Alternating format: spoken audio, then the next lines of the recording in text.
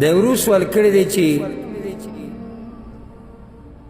آیا پیغمبر صلی الله علیه وسلم به د هرې جمعې په ورځ نوکونه واړه کول؟ الجواب، د پیغمبر صلی الله علیه وسلم نه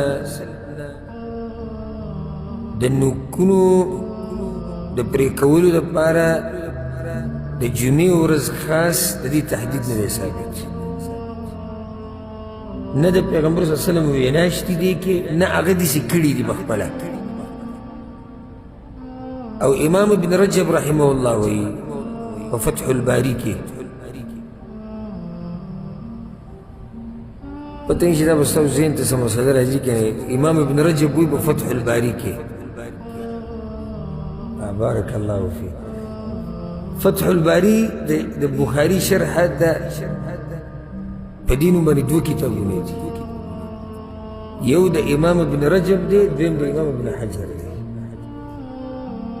امام ابن حجر رحمه الله دغه خو مشهور دی، هغه پوره کړی. امام ابن رجب رحمه الله هغه سجي پورې رسېدلی دی او بیا پوره کړی نه یې مړ شوی دی. او علما وایي که چېرته ده دا شرحه پوره کړی وی، بس علماو دا لیکلي امام ابن رجب پوره کړی وی، نو دا د ابن حجر د شرح نه قیمتي شرح ده، او موږ سره شتي مکتبه کې یو څه ځي پورې ده، بیا مخکې نشته. او دغه د علماو جویني چې قبر ته لاړ شي او هغه اعمال پې ګواهي چې د اخره پورې د دین خدمت کوي.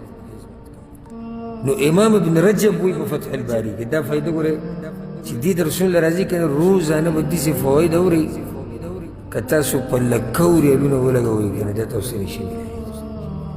نو فتح الباري څو دي؟ دوه. د چا چا؟ یو حافظ ابن حجر، یو حافظ ابن رجب رحمهم الله. او د ابن رجب دا فتح الباري دا پوره نه دی، او د ابن حجر هغه پوره دی. ابن رجب دا وی په دې مسله کې یو حدیث د عبدالله ابن عباس نه، د عایشې نه او انس رضی الله عنهم د دوی نه نقل شوي دي چې پیغمبر صلی الله علیه وسلم به د جمعې په ورځ نوکونه واړه کول، خو د یو سند هم صحیح نه دی، سندن یو هم نه دی صحیح. نو یو خو دا خبره ثابته شوه چې د پیغمبر نه نه دي ثابت، نه قولا نه فعلا. دویمه مسله د بعضو صحابه کرامو نه او تابعینو نه ثابت دي چې هغوی به د جمعې ورځ خاص کولی دی دپاره، لکه عبدالله بن عمر باره کې راځي، امام بیهقي دا روایت راوړی دی چې عبدالله بن عمر به برید او نوکونه د جمعې په ورځ واړه کوي. دغه شان د ابراهیم النخعي، محمد بن ابراهیم التیمی رحمهم الله او بعض نور سلفونه نقل دي چې هغوی به د جمعې په ورځ نوکونه واړه کوي. بلکې یو روایت داسې دی امام ابن رجب راوړی دی په فتح الباري کې، هغه روایت کې داسې دي چې صحابه کرامو به دا خبره کوله چې څوک د جمعې په ورځ غسل وکړي او مسواک وویښه او نوکونه واړه کړي، نو د ده دپاره اجر لازم شو، اجر په ده باندې واجب شو، الله به دله اجر لازم ورکوي. نو د پیغمبر نه نه دي ثابت او د سلفو نه ثابت دي. ښه، اوس بله مسله په صحیح مسلم کې حدیث دی د انس بن مالک، مشهور حدیث تاسو ته معلومي، پیغمبر صلی الله علیه وسلم د بریتو دپاره او د نوکونو دپاره او د ترخونو ویښته او د نامونه لاندې ویښته دې دپاره آخري حد څه ایښودی؟ 40 ورځې حد. مطلب دغه حدیث دا نه دی چې 40 ورځې بعد به یې واړه کوې، مطلب څه دی؟ د دې نه به یې نه اړې خامسه ترتیب به کوي. بعضو علماو دا ویلي وي دې کې ضابط دا دی، والضابط فی ذلک الاحتیاج. څه ضابط دی؟ زه به څه کوم شیخ صاحب، زه به څه کوم مولوي صاحب؟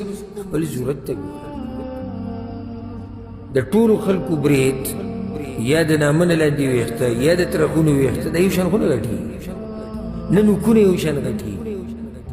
نو د هر سړي خپل ترتیب دی، خپل ترتیب ته ګوره او صفایي خیال ساته، خو چې د 40 ویښتو نه وانه.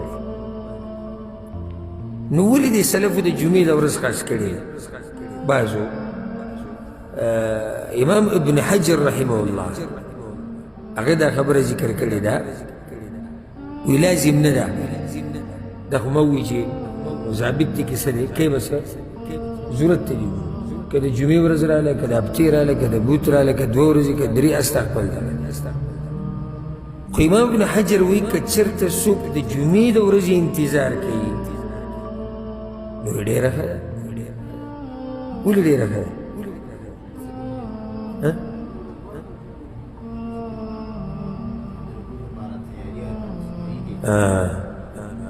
دغه جواب دی حدیثونو کې تیزی راغلی ده د جمعې په ورځ د صفایي لکه څوک دغه ورځ ته انتظار کوي او په دغه ورځ نوکونه واړه کوي او برېت واړه کوي نو دې کې څه حرج نشتی ها خو حاصل دا دی چې پیغمبر صلی الله علیه وسلم نه د پیغمبر صلی الله علیه وسلم نه دی ثابت که څوک دا وایي چې پیغمبر صلی الله علیه وسلم نه نو د هغه نه دی ثابت والله اعلم